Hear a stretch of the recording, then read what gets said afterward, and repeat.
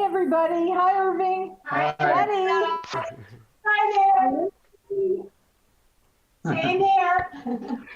So no surprises. I've just hit the streaming button, so we are live. But we are still a few minutes from just starting. Yeah, as in 7. Is Betty working a puzzle?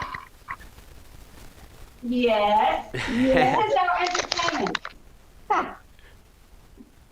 Betty, I've been making jigsaw puzzles of our episode art every episode now online. If you're looking for a jigsaw puzzle online, I've got a whole collection now. That sounds interesting. How many pieces? Well, you can actually set the pieces yourself. I've been setting them most recently to 60. So they're very quick puzzles. Well, maybe we'll try that. That sounds good. Yeah, you know, I set mine. Go ahead, Cheryl. I'm sorry. I set mine to 24 because I'm doing on an iPad, and 16. There's 24. 24. Well, it's cool. Bill turned me on to this site called Jigsaw Planet, and you can get a free account, and you can upload your art and turn it into jigsaw puzzles. And so I've been doing one for each episode of the Computer Club ever since. I don't know if you guys pay attention to the blog too much, but when I put out a blog post, I put out a piece of artwork that's, I don't know, it kind of symbolizes what our meeting was about. And I turn that into a jigsaw puzzle and leave a link there so people can go check it out. So you guys can go check it out. If you're bored on the internet, go to sccclub.org, look at a blog post, and scroll through it, you'll find a jigsaw puzzle link. Thanks to Bill for the inspiration. Morning, Bill. Morning. All right, Judy, do we have enough Canadians? What was that, Cheryl? I'm sorry. It is a bit of a time waster because I opened up yours where all of yours are. Yes. And in fact, I'll show you. So there we go. There they all are. And then you can click on each one, and like Scott said, you can change it. You can even set it so that the puzzle pieces rotate. And 24 with rotation possible, and then you have to turn it over so the letters are the right way. It's a mind challenge for a senior. Actually, the challenge is to remember where that site is. That's it's what. On the link. Yeah, go to the blog post. I put a link to it. I put a link to the most recent puzzle and also a link to the collection. I go to the blog post just to hear the intro. Aw, thank you. That's the other reason to go to the blog post, is to hear me and my daughter introduce the Computer Club. Are we going to talk about birds and the bees any further? Wasn't that cute? She loves that bird. Well, we'll get started a little early, I guess, because we're kind of into it already. I'm Scott Stimson from International Computer Solutions. You know me because I'm here each Tuesday at 10. Should we hold while you get that?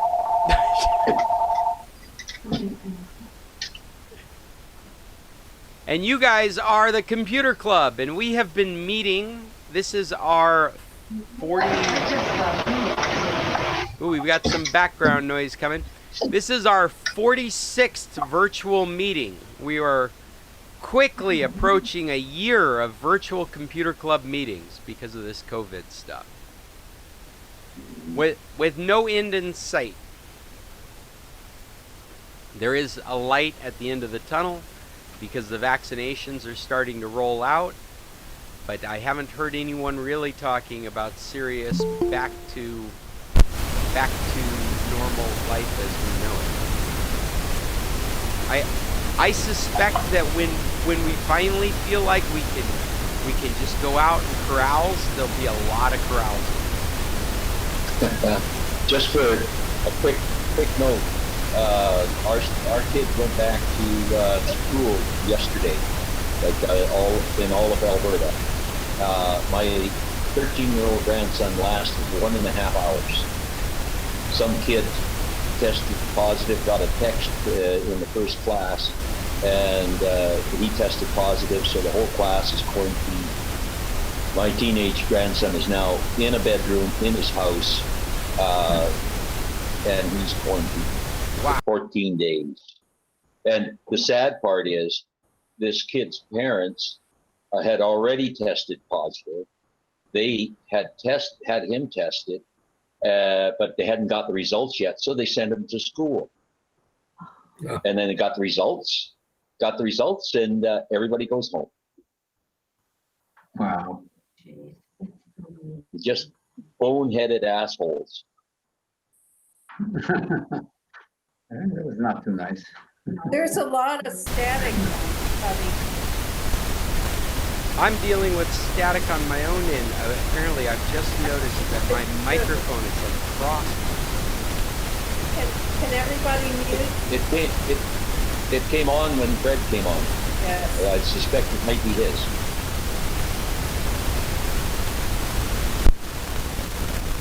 Wow, I have got something really weird going on mine. Give me a second.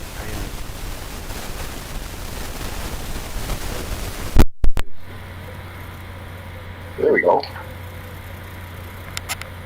Now it's back to the echo. Wow.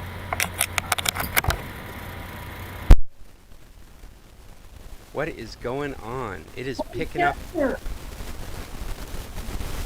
Morning, Chester.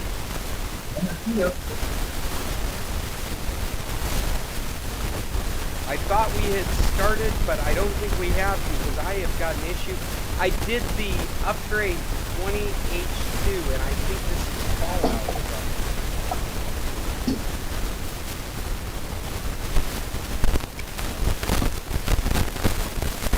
They had a question for Irving. Did you change the coffee stand? I'm sorry, Linda, I didn't understand what you just said. I was trying to get Irving to change it.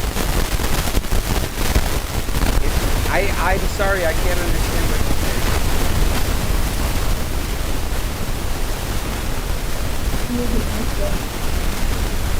Oh yeah, this is really weird. And this is really weird.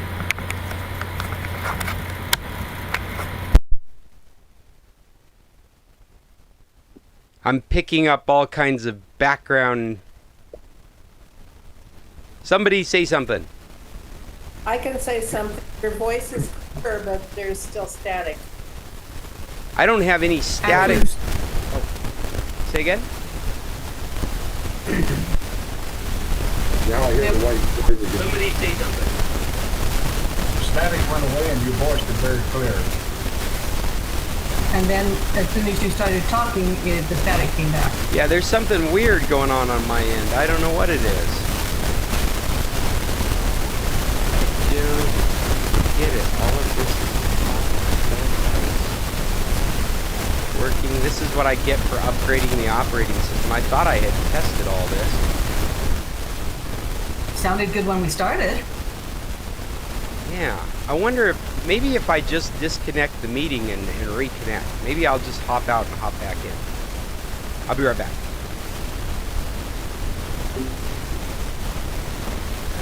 Nope, that's not it.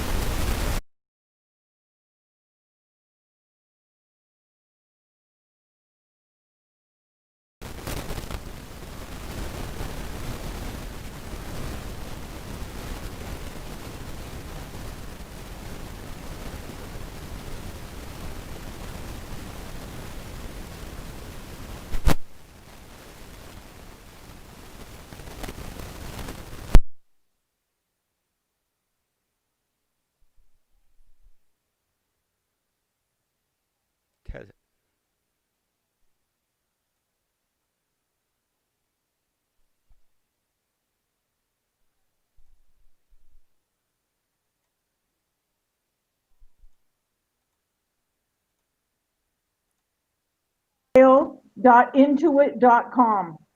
Hey, I'm back. Free Can you guys file. hear me okay? Yep. Yes? I can Okay. speak to you, Judy.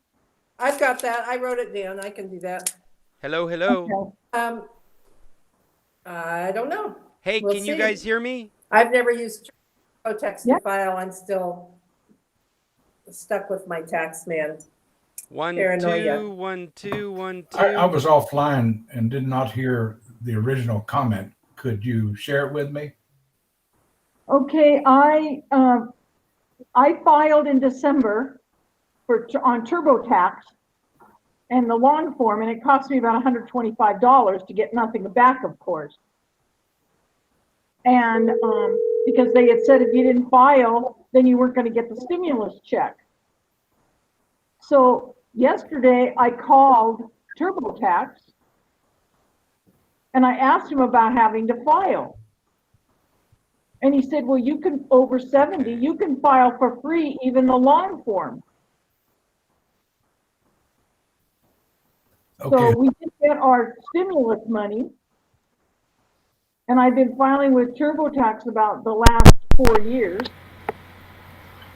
So that's TurboTax that's going to charge you $125 or?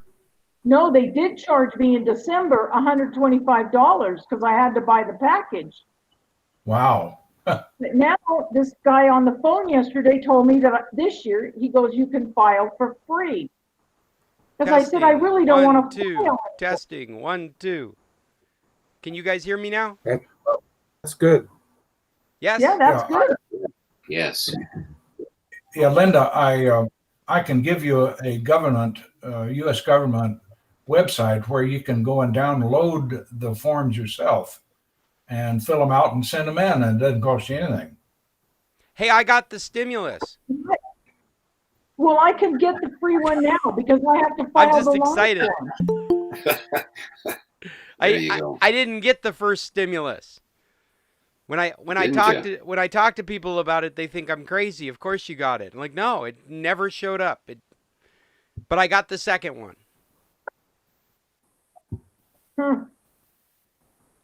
Well, now we haven't gotten the second one. So the second one is completely related to the 2019 filing. If you didn't file taxes, you can go to the IRS site and file for the stimulus.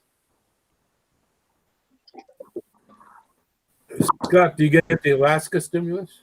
No, I don't live there often enough. Oh, good. Whatever I did fixed everything. I didn't do anything. I think it was a Hangouts thing. Well, you sound okay now. I do, don't I? I sound great. Yeah. And you all look great. You're all coming in really good, really clear. Your audio's really You don't look so good, though, Scott. You don't look good at all. I see Kate has joined since you left. Bill, you've pinned yourself. You need to take that pin off so you can see me. I can see you. Well, if you saw me, you'd know I look great. Oh, I see.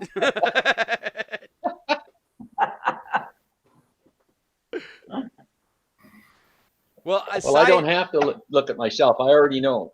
Aside from smart ass remarks, how's everybody doing today? I think this is rolling finally. I think I'm going on my end. Yeah, it seems to be. Yeah. So are we starting over? No, we're just gonna move through it because you guys have been clubbing without me. I put Paul in charge. Oh yeah? Okay, Paul, what's the next topic? My report. Yes, please do, Paul. Tell us. Paul has bought and installed the TP-Link Deco M5 mesh network that Jim has also installed and that my buddy Gustavo in Wymus has, and he'll give us a third report on the success of this product. Go ahead, Paul. That's my intro. Okay, so I used to have a Linksys router, and to reach my laboratory downstairs, I had an extension, and it was infuriating because I'd start a Zoom meeting, and by the middle of the Zoom meeting, I'd be crapping out. And even though I'd turn off all the other tabs on my Chrome browser. So the best I could ever get would be about 15 on the download. And when I put the new router, the M5 router attached to the modem, and I came downstairs to initiate the second mode close to my computer here, about 10 feet away. And I was getting a better signal from the router upstairs than I ever got with the extension. So your original setup was a router upstairs and an extender. Was it like halfway between you and upstairs, or was it in the room with you? Oh, no, it was closer to me. So, but it wasn't in the room with you. No, and every time I'd want to attend a meeting, I'd have to unplug it and plug it back in, so it would have a fresh start. I think that's a very significant thing to say, Paul, because I think that's what's driving us into these mesh networks is we've got so many devices and we're doing so much now online that becomes the characteristic of these networks. I constantly, probably every day or every other day, I'm walking around my network, unplugging an extender and plugging it back in, kind of refreshing it, whatever's clogged it up. Yeah. And that's right. So anyway, now I did test with the two nodes. Now I thought, I'll put the third node in my bedroom upstairs, and I did a test up there, and it was so strong. It was like over 100, and so I don't really need to put that third node anywhere in my house. And down here, my values this morning was 41 and 11, and then I found 40. That's 41 contrast to 15 at most before. Yeah, right, exactly. Yeah, and the upload is always 11 from my computer, but I found that if you do the test more than once, it increases. So the three values I got this morning was 41, 51, and 39, with 11 always uploading.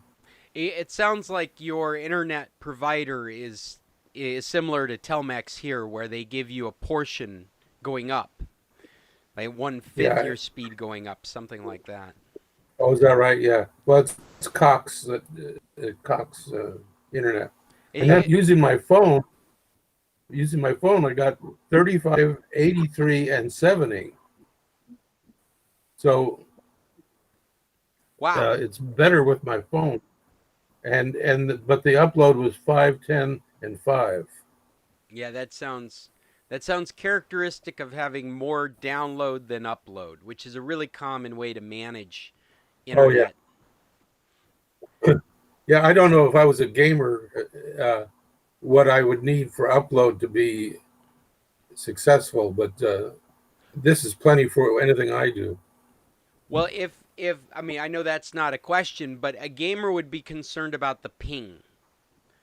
A gamer would need like 5 to 10 megabytes both directions, and then what would really be important is that ping, how quickly it responded, how quickly a packet would be sent back and forth. And so that is something that you want to consider. And if I were you, I'd consider putting the third in, because from what the propaganda I've read about this stuff is that you have a potential of having a large amount of traffic used on one node, so much so that it might be preferred to pass it to the third node.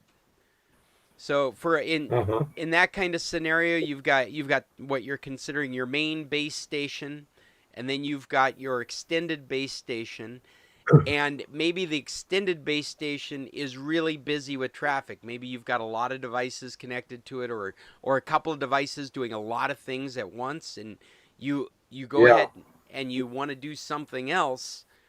If that's jammed up, it would pass it over to the third one, so that the third one would go to the main base station. Yeah. Now, in order to manage the system, I have an app, and the app is pretty good.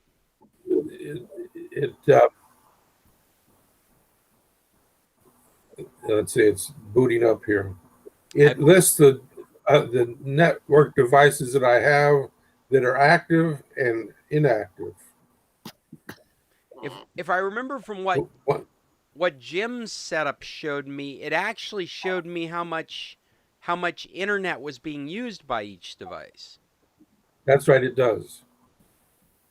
The up and down, or down and up. So I've got six devices online right now. That's got to be the real eye opener when you install something like this with the more sophisticated tracking. You're like, oh, I have 30 devices in my house. And you know, the one fault of the thing is that because you have to use the app to do the installation, and it was stepwise instructions and very clear.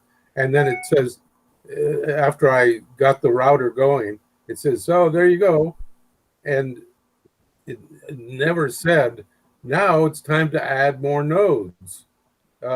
So eventually I had to go to the help file, which it has, which is pretty good. And it says that on the home page, there's a little plus sign up in the right corner, and you tap that to start adding more nodes. But that's very cryptic. Well, one of the things that I found impressive about this is everything you're describing to us didn't require a cloud service, did it? No. You have no subscription involved in this mesh network. To me, that's and no fee. No fee, no monthly fee, no service that's out there that's tracking you or your activities. I mean, maybe there is. I'm making that assumption because they don't have a cloud service. Can't help but track you. That's the whole point. You get a Google Wi-Fi, of course it's tracking you. That's the whole point, is that you use your Google account to keep track of all your devices in the house. You've got antivirus and malware detection. All that's happening in the cloud. Parental controls. The Google Wi-Fi has parental controls that are based outside of your house, where you can flip on a switch and it's using an algorithm and a database to determine whether these are sites that would be appropriate for whatever parental controls you've set. Whereas when you're on your own, you're really on your own. You're like, these particular sites are the ones that I don't want my kids to see. And all that comes with the cloud services. Well, this has parental controls also. I don't like it because I'm a wild man. I don't want to be controlled. Don't treat me like a child. Well, I think this. Well, actually, I did set a couple of things. No gambling sites on mine and stuff like that, but only because I wanted to test if there was then a password to lock that. So it couldn't. There wasn't. So you can't bypass the gambling sites now, or you can't get a block and then bypass it? I don't know, but I mean, I could go back to the parental controls and go to my account part and unclick gambling sites as something forbidden.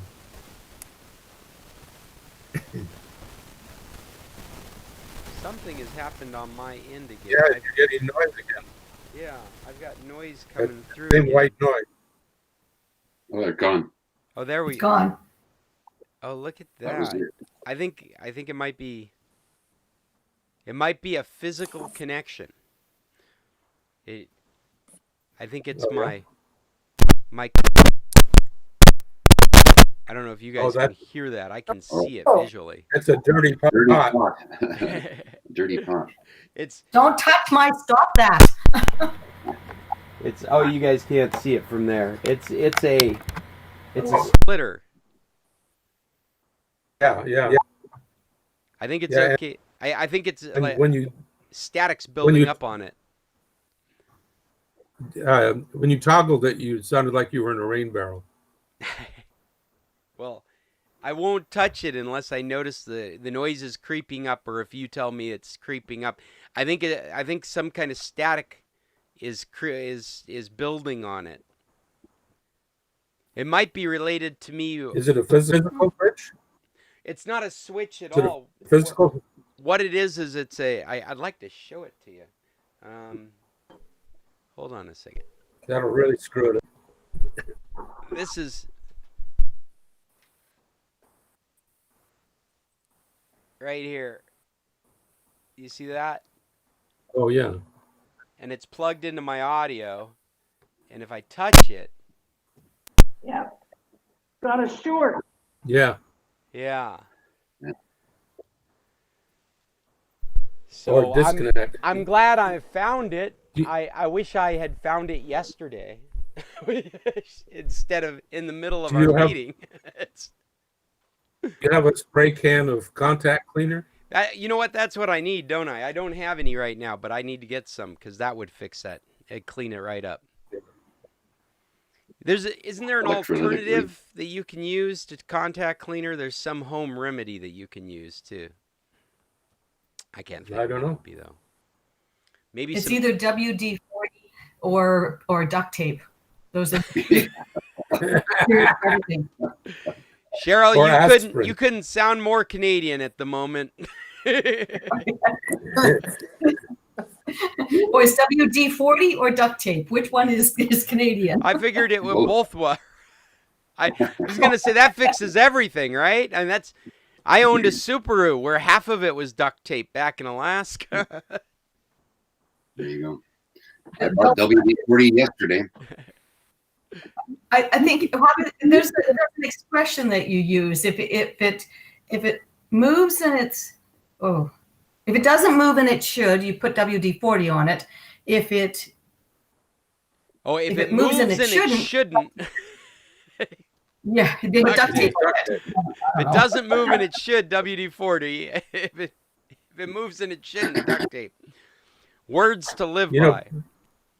Yes. I'll have to get my red-green suspenders next time we're on. WD-40 is not really a lubricant. It's a water displacer. That's what WD stands for. So, like if your car distributor, if you have a car with a distributor, gets wet and you spray it with WD-40, then it chases the water away so that your car will run. Paul, I mean this with utter respect, but you sound just like my dad. Thank you. And my dad. I am 80 now, so. My dad would have said baling wire. Baling wire instead of duct tape. Yeah, that's another generation. There was no duct tape. It was baling wire. Well, Paul, if you want to keep the kids off, you use barbed wire. I'm really happy to hear about your success story with this low budget mesh network. I've been watching it for a while now, thinking it was a good product. I put it on my screen if you guys can make it out. No, it's fuzzy. You can't see my screen? It's fuzzy. It's all fuzzy. I'll do presentation mode. See if this makes a difference. See if this comes in clearer. It's also in Spanish. I was going to say it's Spanish. I didn't even notice that. You're right. It was clear in Spanish. I pinned it and I could see it pretty well, but I couldn't understand it. Something to Hugo. I'm going to global English. Key. There we go. Now how do I get back to the page? I'm in English now. I just Oh. It's TP-Link Static. Deco. Where's the search? There it is. Now, Deco 5. M5. The Deco M5. Or Deco. If you're in Mexico, we call it the Deco. Deco C. It's an AC 1300 home mesh network system. And one of the most attractive parts about it is that it retails for $149, which is one of the cheapest meshes that you can buy right now. Now, what you're missing Now, when you oh, go ahead, Paul. well, when you look at the page in Amazon for it, it says there's a new version, M4, and I did a comparison on that. I think I talked about it last time. You're static. Is it me? Yeah. That's you. I'm playing with the cord connector. Is that better? It's good. Yeah. So M4 indeed came out in 19, and the M5 in 17. But the M5 has antivirus, and the M4 does not. That's the main difference. Oh. Well, that's interesting. Have you played with the antivirus now? Are you familiar with it?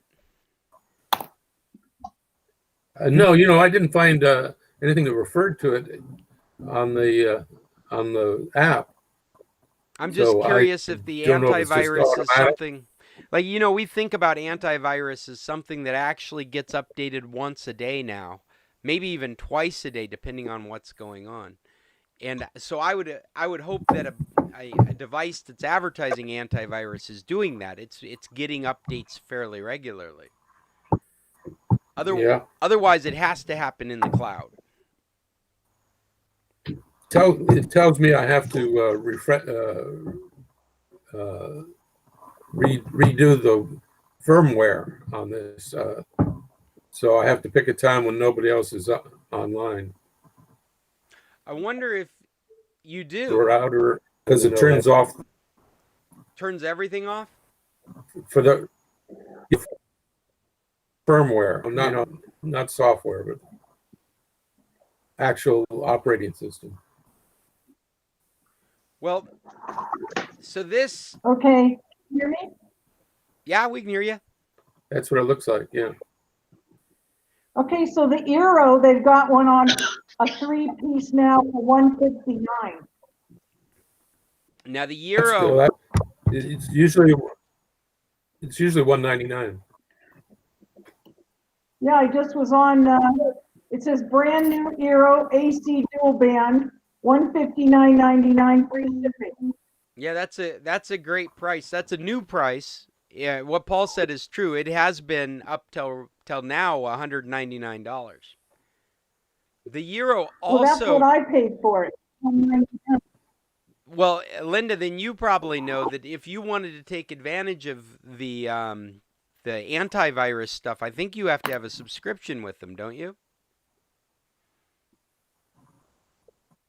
I think you do, but I use Malware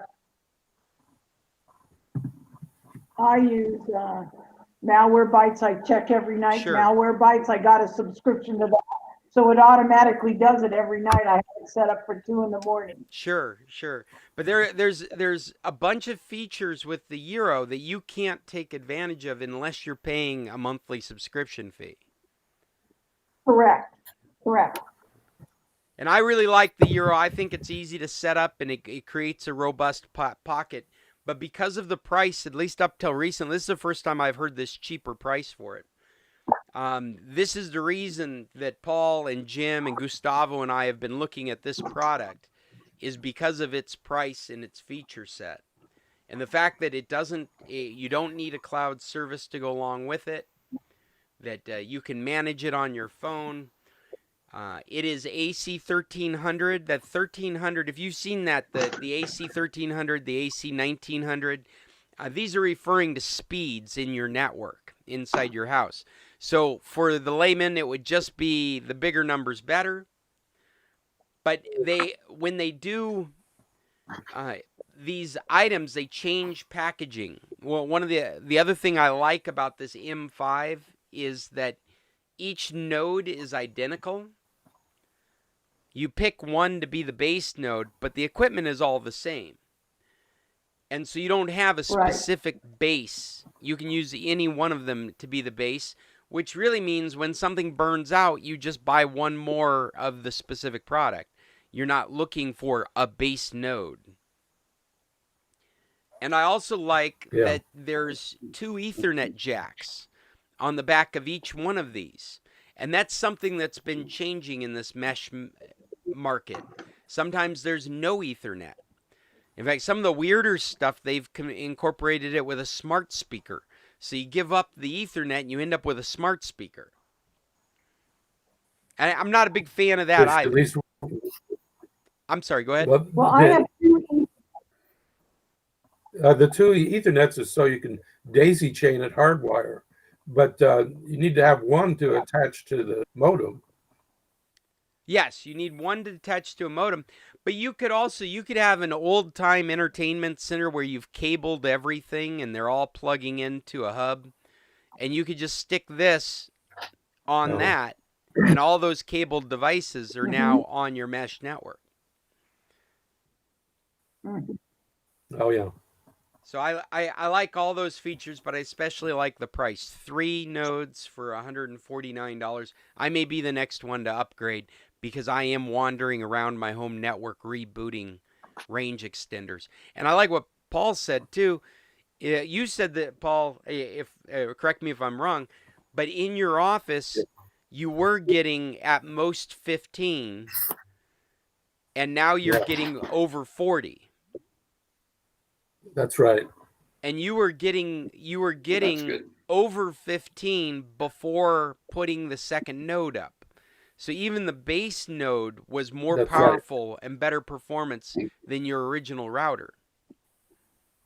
That's right. And that's all I needed it might have been that, Another feature I like about them is how small they are. They're so small and lightweight. You could get a mount for it. I could literally see you suction cupping it into a window because they're not heavy at all. They don't need a platform to sit on. They sell wall plug holders for them so that you could just plug it right into the wall. Yeah, I got 3 of those for $20, but I don't even know if I'm going to use it because only one of them I would be an advantage to plug it in like my extender was down here. Yeah, and I think the reason I mentioned the Windows scenario is because so many of us are from San Carlos.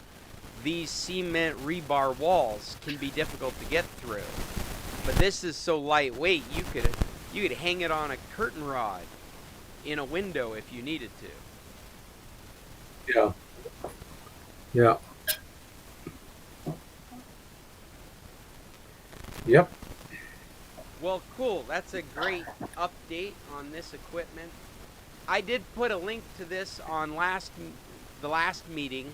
If you're trying to get back to the Deco M5, you want to look at it. There's a link on the last meeting. But now that I say that, I might have put it in English, in Spanish. So I'm going to make a point of putting this English link on today's meeting. Yeah. Unless you want. So maybe I'll take the third. Maybe I'll take the third node down to San Carlos and use it as my router. As a main router, maybe. I would encourage you to just plug it in your house and see what kind of see if it gives you any benefit. Yeah. Thank you. In many ways, it could be like opening another lane on the highway. You may be going at a speed, like you said that you have been getting speeds up to 80 on your phone. Yeah. And upstairs it pegs the meter. It goes over 100. Yeah, so your internet provider provides you with a lot of internet, and you're still not getting a lot downstairs. You're getting about half that downstairs. You might find plugging in that third one Yeah. between you and the upstairs would open up another lane of traffic. I might try that. Yeah. The way I understand from what I read with the equipment, you can only increase the reliability and the robustness of your network by adding more of these into it. Theoretically, I've always thought that if you were in a room like where we used to do the computer club, like Tequila's, and we were having problems with bandwidth, we could throw another port, another one of these nodes into that room. So we got 2, got 100 people. For some reason, people are having trouble with bandwidth. Put a third one in. Still having problems? Put a fourth one in. They don't conflict with each other. They work with each other. And that's a big change with this kind of technology. It used to be your range extender was sometimes a hindrance to what you were trying to do because it would cause conflicts with your Wi-Fi network. You would have overlapping signals that would compete for the same radio space.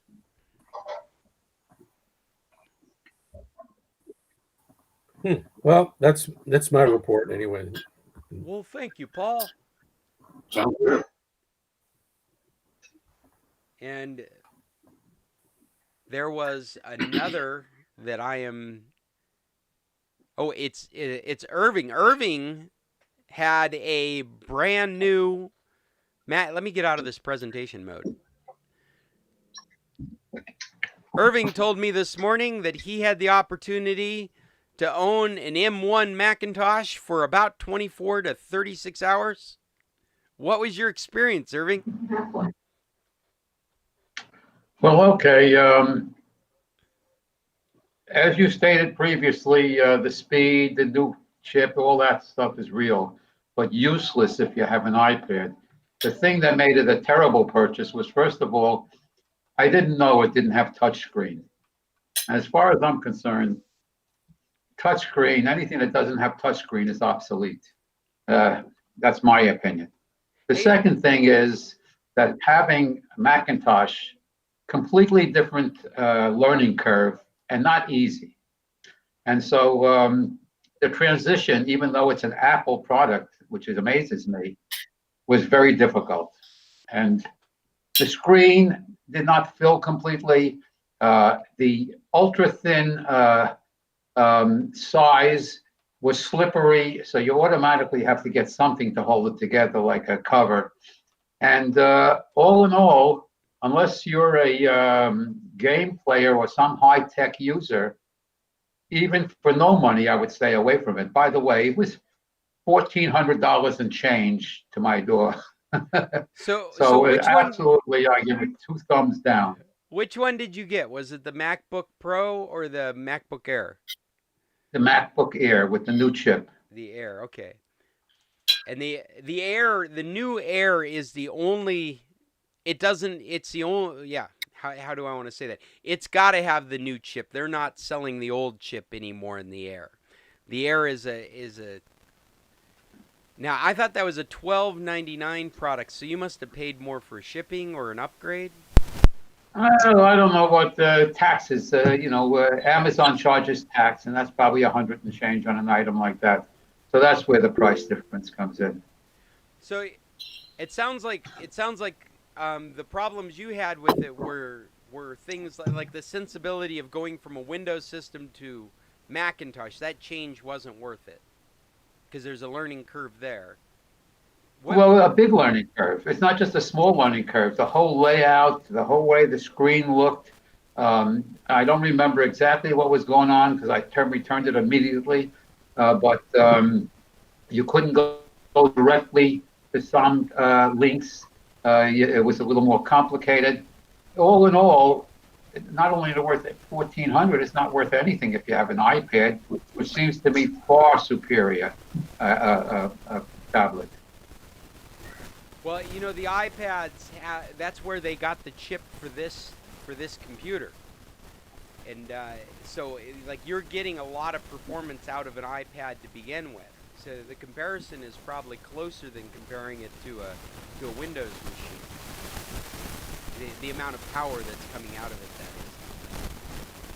that is. Did you use Chrome, the web browser? Did you go ahead and install Chrome and see if you had that kind of experience with it? I did. Did you have any issues going to websites and bringing up the stuff you would normally bring up when you're in the web browser? No speed. The speed was there. It had the high speed. Was it obvious to you when you're using it the speed was there? I'm limited by my bandwidth, which is probably 11, 12 megs. So I don't think it could take advantage of the computer. I'll tell you, I keep reflecting back on it. These are going to be the cheapest Macintoshes with this new chipset.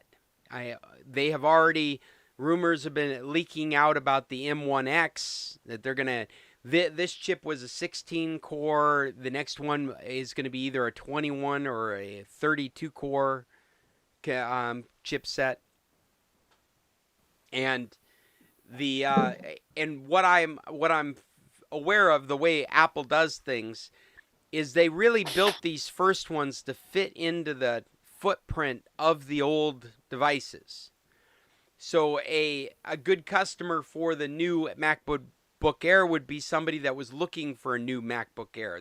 They'd been using a MacBook Air, everything they did was on the MacBook Air, and they went to switch to the new MacBook Air. And so in that case, like Irving, you mentioned it was slippery. Well, they're already ready for that because they've already been using that computer before, so they know what that feels like. And they don't have to go through. Well, my biggest issue. Go ahead, Irving. And let's say hi to Jim, because Jim's on. Hi, Jim.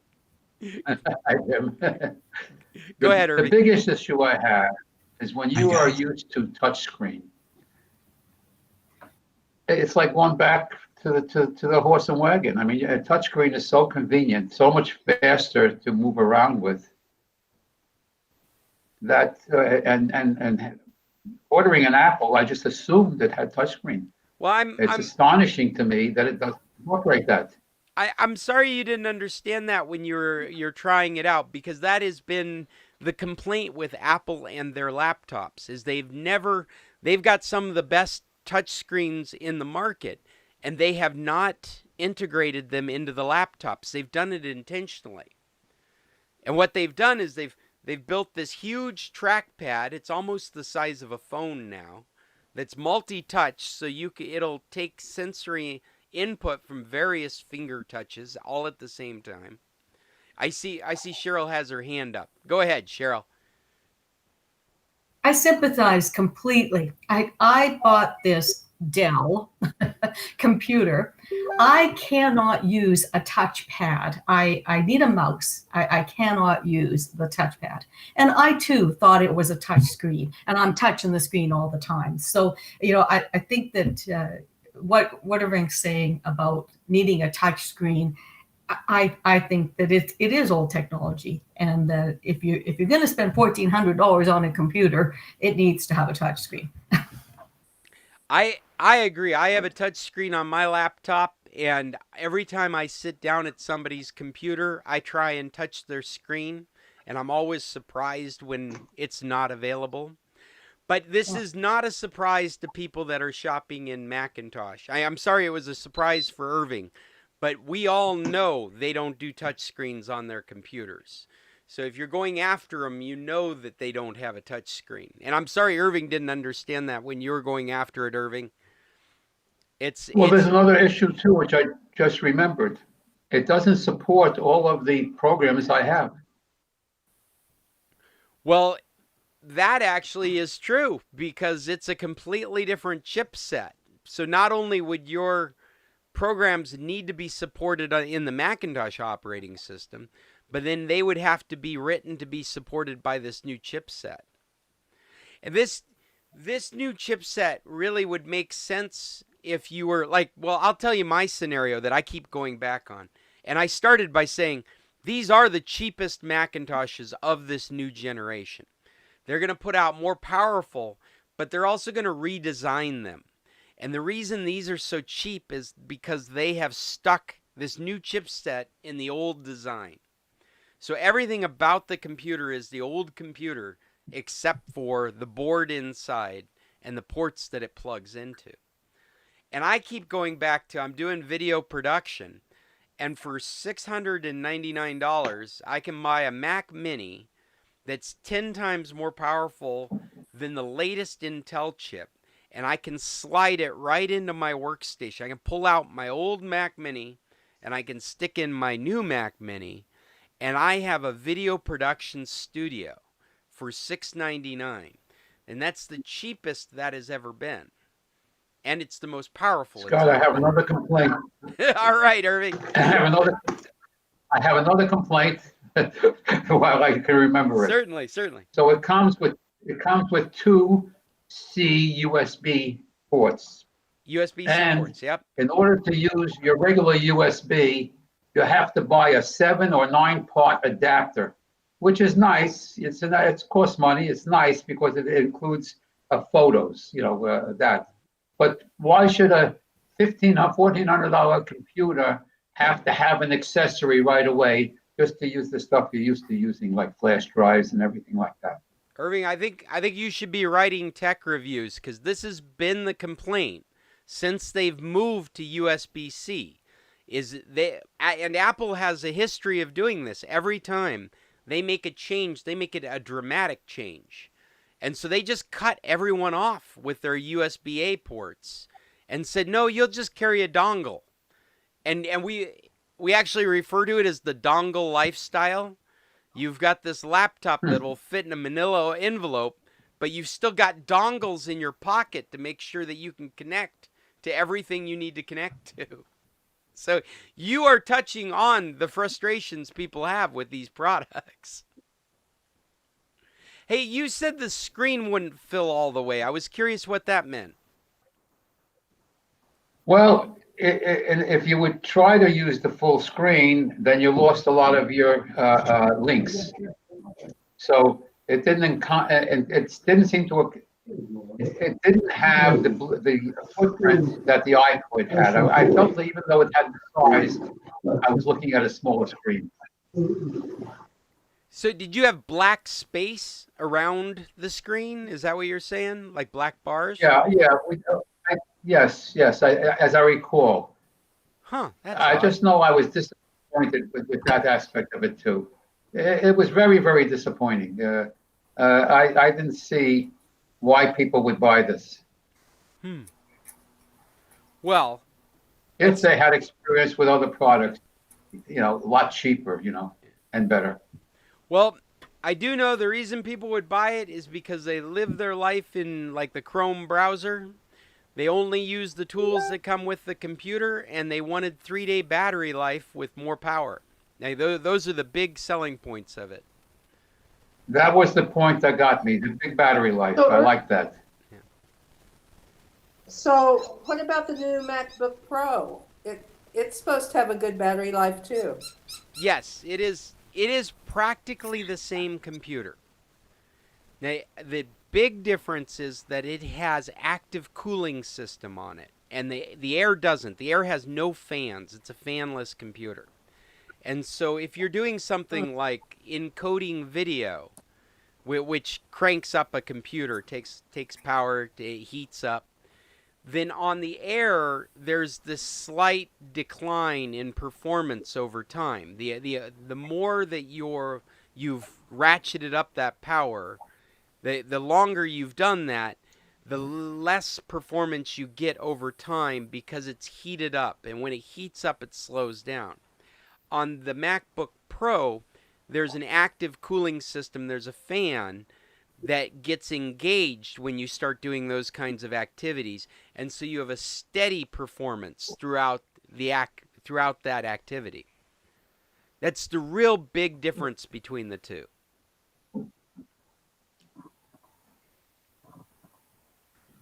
I think they even have the same number of ports on it. Disappointingly, I think you can buy a middle one that has more ports, but I think that the low end is the same as the MacBook Air. I don't know. I keep thinking about that Mac Mini just because it would replace the jobs that I do with my old Mac Mini, and I'd need the adapter. No, actually, I don't. I think they have a USB-A on the Mac Mini, the new Mac Mini. So I would probably just need a hub for the 3 extra things I have plugged into it. And I don't think we're going to see them at this price when they redesign with the newer models. Like there's going to be a Mac Mini that's going to be a complete redesign. If there's not, there's definitely going to be a Mac Air, a MacBook Air, and a MacBook Pro that's going to end up being a complete redesign. God, I hope they put a touch screen on it. We've been hoping for touch screens forever on these computers. And the other thing we've been hoping for, and you didn't mention it, Irving, is the camera, is the webcam is the same 720p webcam that's been on it for years. They don't change things very quickly on these Macintoshes.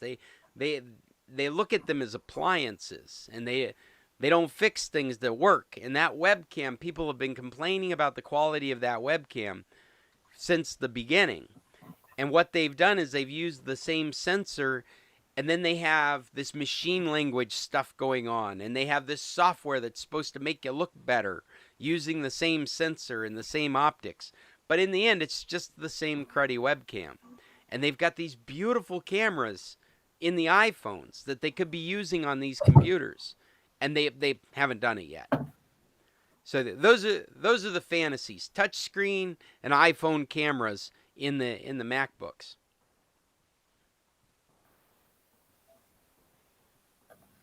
I'm off kilter. Not naturally. That was a camera angle problem. Well, that's great. So we've got the Deco M5 and the MacBook Air Trash M1. What else have we got for today? Do we have any recommendations for today? I do. Is that Bill? What do you got, Bill? It is. It's a very quick recommendation. I'm not a real fan of cooking shows on cable, but there's a very famous chef, I believe he's famous, that does YouTubes, very nice little short ones. They're not long drawn out things. It's Jacques Pepin, Pepin. Jacques. And Jacques, JACQUE, I believe. He's a French. Pepin. Yes, he is. But he's now. Have you found him? I think I have. He's got a YouTube. Okay. That's him. French-born American chef. Yep, and he's done hundreds of PBS ones, PBS YouTubes. But we've tried a couple of his recipes that he does, and yesterday we did his fast and easy cheese souffle, and it was excellent. Ooh. It's not fancy. He doesn't do fancy stuff. He's got very good tips when he's in his show, and he's worth a watch if you like trying something a little different. And his advice or his recipes are very good. There, that's it. I'm done. Are you watching him off the pbs.org website? Where are you watching him? Facebook feed. Facebook. Really? Yeah. Yeah. I follow him. Yeah, I probably. Yeah. You follow him on Facebook. Scott. Kathleen, how are you doing? It's good to see you. Thank you. I'm doing well. Happy New Year. Merry Christmas and all that. Thank you. Same to you all. An interesting thing happened yesterday in Arizona, or at least in Maricopa County.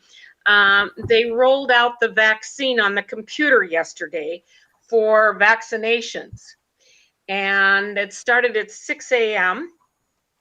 And we were sitting on our computers waiting at 5:30, and were successful in getting in at about 8:30. It had a few crashes, but they still have appointments left. Of course, they're 2 o'clock in the morning, but it seemed to have been a successful rollout for people that are 75 or over. Oh, awesome. That's the category. Does that That's mean... the category. Go ahead. That's the 1B category that we're in here in Arizona. And so that category is for individuals that are over 75 or in congregate kinds of living situations, as well as teachers. Can I add to what Kathleen is commenting on? Oh, please do, Chester. Go ahead, Chester. I was online at 6 o'clock trying to get lined up. And like Kathleen, I finally got on about 8:30. First of all, they weren't ready at 6 o'clock. I finally gave up about 7 o'clock because they were so far, they didn't have anything. So anyway, I finally did get on, and I found everything was full. I moved out 2 weeks though, and I was able to get on around noon on the Tuesday, a week from today.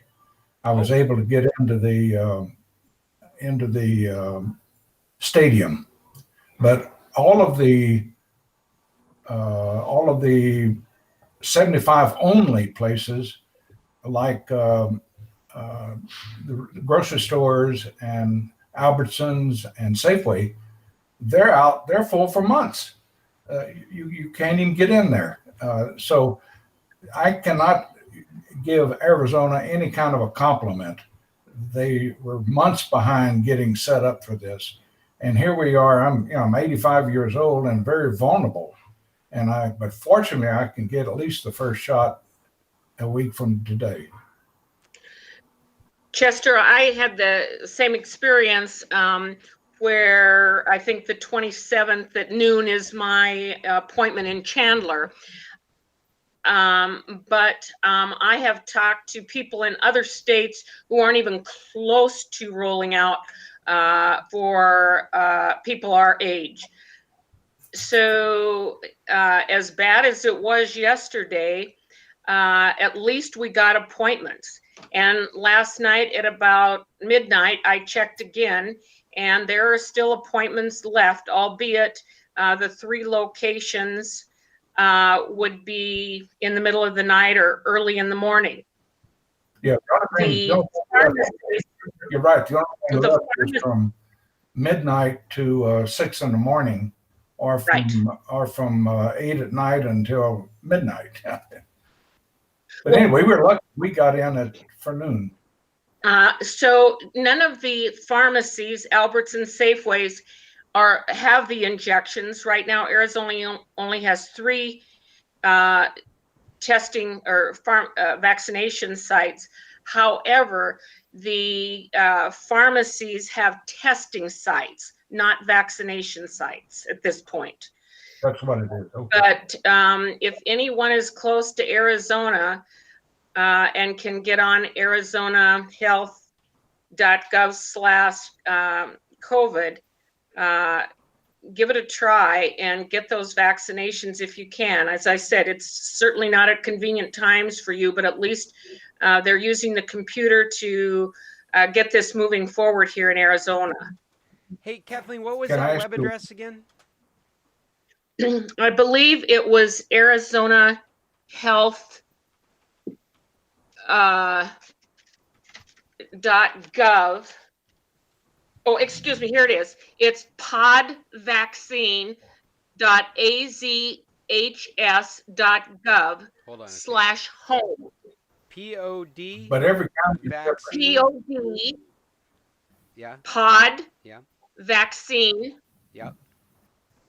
.azhs.gov/HOME. See, that's a good, easy one to remember for people.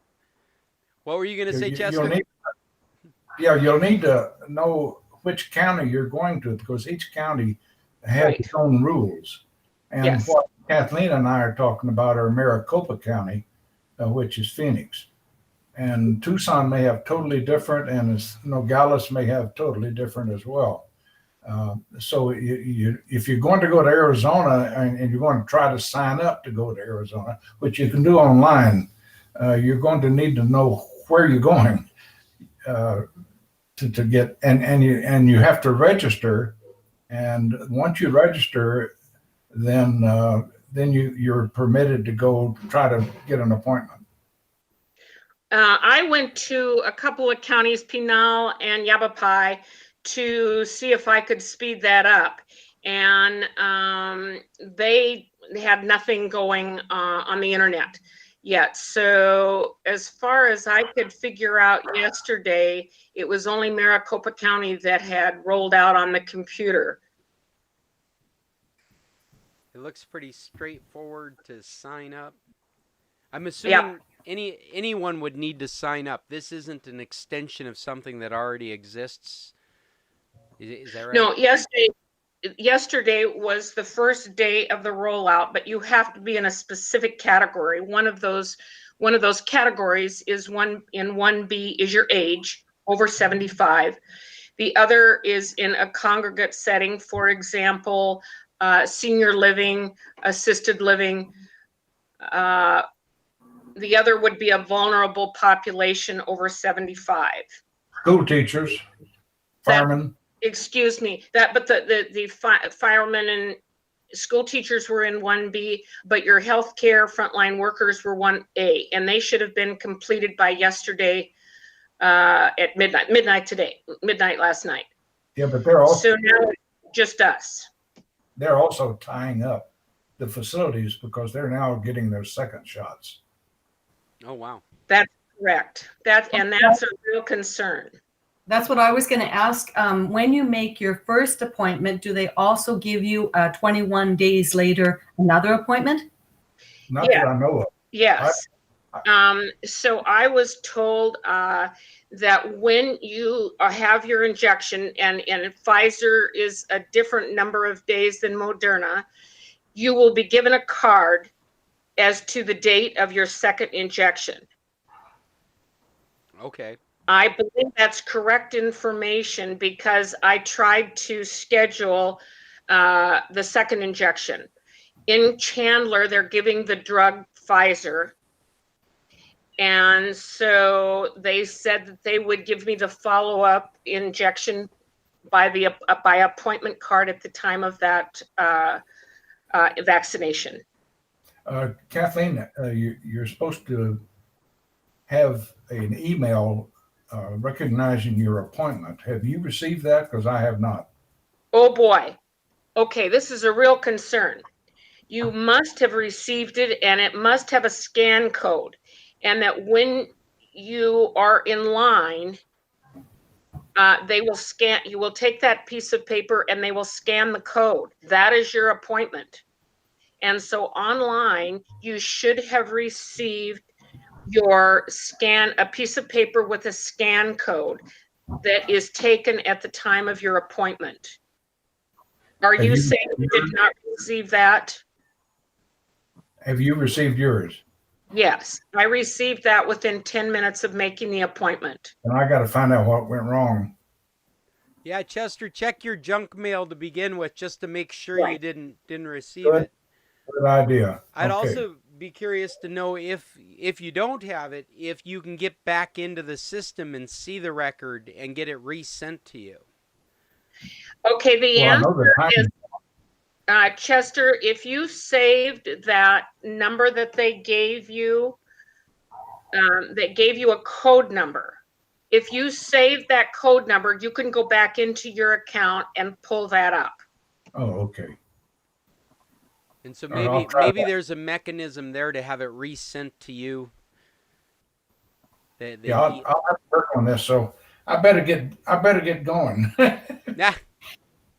Can I ask, is this for Arizona residents only, or do you think that people that are down in San Carlos that are from other states? No, it's not for Arizona residents, and it was made very clear on this website that I gave you. It's for anyone that's here, out of state, out of country, anyone that would be in our anyone area. that's physically in Arizona, right? So That's exactly correct.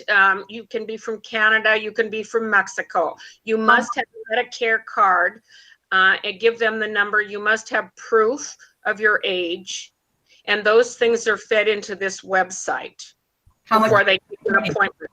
In the application, they did ask for your address. Right, excuse me, they did. But I have two people living with me, and they're both from the state of Washington, and they were both able to get appointments. One was a veteran, and he was able to go to the VA and get an appointment within 24 hours. And then the other is approximately my age, and we got an appointment together at the same time. I am putting the link to the website into our chat because Jim just asked if we could. So And can you do it's not so blurry? That's the website that if you look in We can't because it's blurry. Yeah, Judy, if you go to the chat and you'll see it right there in your system. Go to the chat bubble. I don't have a chat bubble on my iPad. Where is it on the iPad? Is it at the bottom or at the top? I think it might be on the bar at the bottom. Might be. Nope. I have add others, in-call message, share screen, turn on captions, report a problem, report abuse, and settings. I do not have a chat bubble. Cheryl, do you?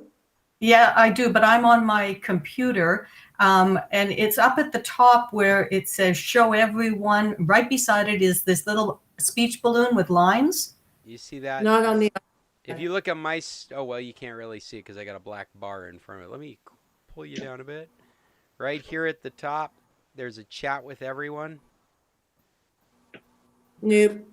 Not on the iPad. Not on the iPad. So well, my iPad can't open Google Meet because it's too old. So I can't help you on the iPad. Sorry. Well, undoubtedly, I'll put it on the post for today's meeting, so you can come back later, scclub.org, and see the recent post and get it. But Judy, if I send you messages, do you get anything on your screen? I do. I saw Hi Judy. So click on Hi Judy. Can I give you the site, the web page address that I'm using? Oh, certainly. Which is different. I got it.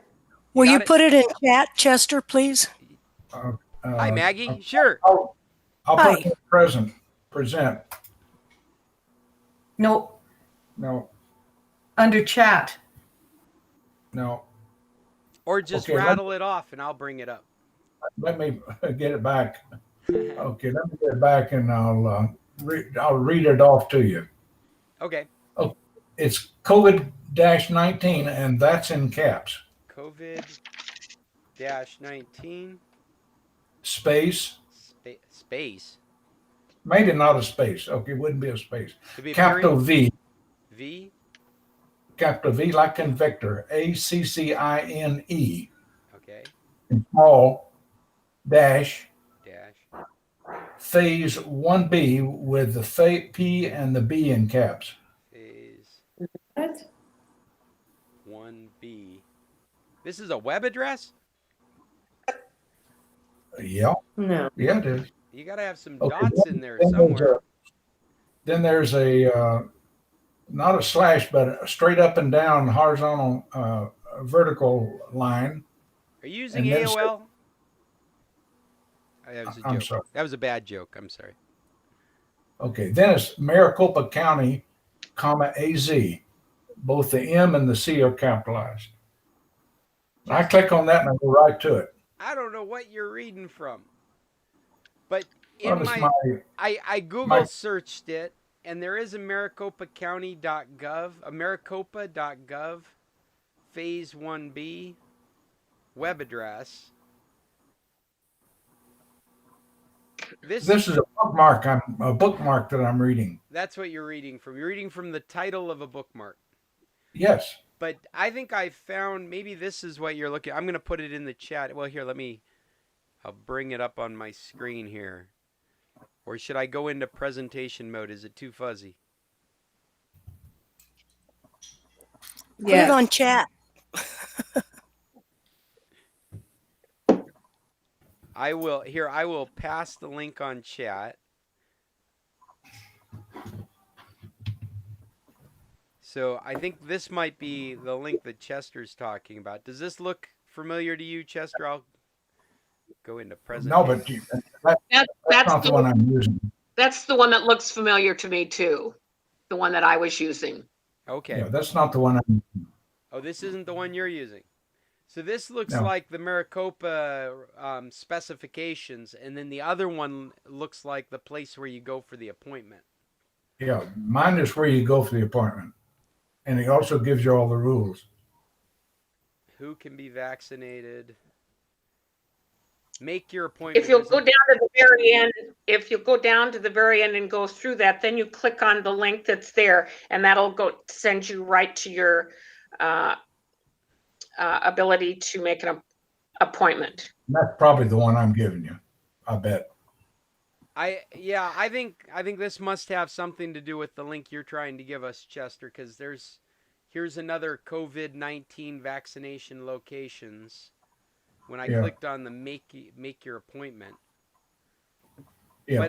But I do think that the one that Kathleen gave us is a more direct route to just getting the appointment together. I don't think so. Let me. This is the one right here. Arizona Department of Health.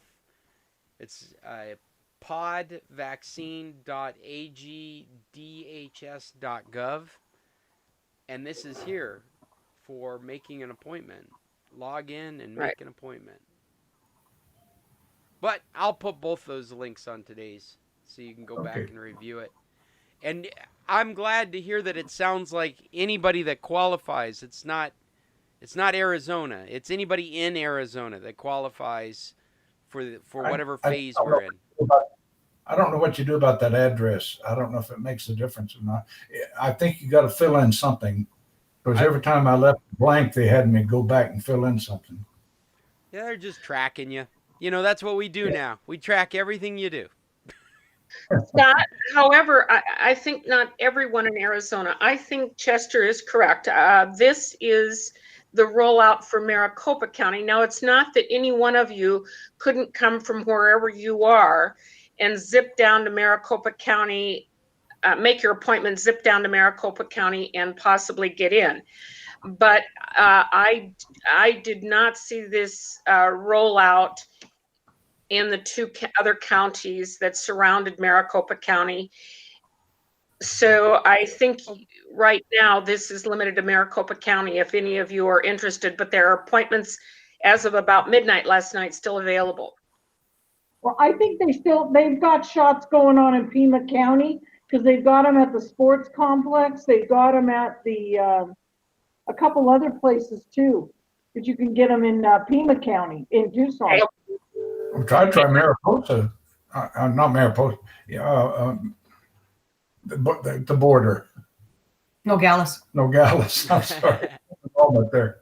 Oh, that's another county. That's Pinal County. Okay, I No, know. Pima's Tucson. Pima's Tucson, but Nogales is Pinal County, Pinal. Well, I don't think so, because Pinal County is right next to Mariposa, I believe. Yeah. And Pinal County started doing 75 a week ago. Do you guys know how much it costs for, say, Canadians to get the vaccine? Nothing, I would think. Nothing? Well, there's an administrative fee for you and I, Chester, so I am assuming out of country will have to pay that administrative fee out of pocket. Well, I tell you what I did. The site is so badly set up that you have to ask by each day, and every day that there's no availability, you have to start all over again to get to the next day. And so I finally just put in there that I have no insurance. And then I was able to go from day to day to day. So I'm going in with no insurance. Okay, Hold on I a made a second. mistake. Nogales is Santa Cruz County. Santa Cruz, I made a mistake. But I tried Pima also. That's Tucson. That's close. So when you go in without insurance, you're going to have to bear the cost. Is that correct? No, free. I think what they were saying, Cheryl, is that there is administrative expense. And if you have insurance, they want your insurance to pay them their administrative expense. If you don't have insurance, doesn't matter. You get it free. Yeah, I would imagine like Chester is, if they've got like a $10 or $20 expense that they're asking insurance to pay, then they might ask that of you, since you wouldn't No, I have don't think insurance. so. No, you think they I would don't just think do it? Yep. I hope. I think Scott, free didn't somebody say you had to have a Medicaid card for this? Medicare. Medicare? No. Well, No, you do not. somebody did, but it flew past us so quickly. I was assuming that was to justify that you were 75 or older. Well, you have to prove that, but you prove that through your driver's license or a whatever birth certificate, you know. But as far as I know, there is no charge. Only if you have insurance, they would like to get a little reimbursement for other services. I'm looking at the Maricopa County website right now, and I can't find anything about cost. I find eligibility. I learned that POD stands for point of dispensing. So if you hear the terminology POD, that's what it means, point of dispensing. No, you read enough, it'll eventually tell you through questions and answers that there's no cost. And then they've got a list here of the different locations. And they specify no walk-ins at all the locations, appointments only. And well, today they places... came out with a walk-in, one walk-in place. They came out today that they only take walk-ins because it's at a school. Oh. And well, anyway, there's progress going on. I see on this website that they're listing locations that you can make an appointment for, and they're also listing locations that have no availability. Southeast, there's no availability. Southwest, no current availability. Northeast. I think the only availability is at the stadium, and where they're doing 6,000 an hour or 6,000 a day. Only at the stadium, I think you'll find availability, and in the near term, that'll only be late at night or early in the morning. Okay, well, I'm sorry. Go ahead, Maggie. Well, I was just going to ask if the walk-ins have age restrictions also. I think the walk-ins are only for the age. I believe they are only for the 75s. Can you walk into the stadium? It's the only one here that doesn't specify. The walk-in I heard on the news this morning, but I did not know if that was only for 75 or for all of 1B. I don't know. Yeah, it looks like appointments. Looks like you said the stadium looks like it's ready for appointments 24 hours a day, 7 days a week. Yes. In the Maricopa County regions, no walk-ins are allowed, and Central and Northwest are where they're taking appointments only for 75 plus and healthcare workers. Yeah, but I think you'll find that's the grocery stores. And no, this is Banner, Arizona Fairgrounds. Oh, okay. And Banner, Del Webb, Sun City West. Right.